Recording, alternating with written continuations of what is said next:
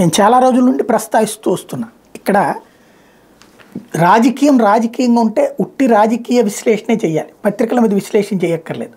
కానీ ఎందుకంటే పత్రికలు ఎవరి కోణంలో వాళ్ళు రాసుకోవచ్చు.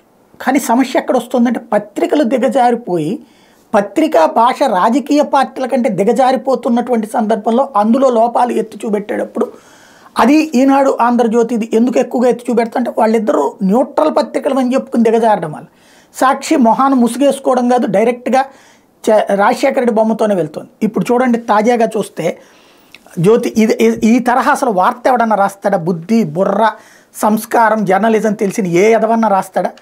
సొంత జిల్లాలో తొలి ఎన్నికల ప్రచార సభలో జగన్ మేనిఫెస్టో ప్రకటిస్తారని అందరూ ఆశించారు. వాళ్ళు ఎప్పుడో చెప్పారు వచ్చే నెలలో ప్రకటిస్తామని.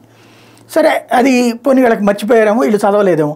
అయితే ఎంతసేపు ఒకటే ఏడుపు, మీ బిడ్డ అని చెప్పడం, కొన్ని పత్రికలు మీడియాతో ఏడుపులు, మీ బిడ్డ మీకోసం 130 సార్లు బటన్ నొక్కాడంటూ జగన్ చెప్పుకొచ్చారు.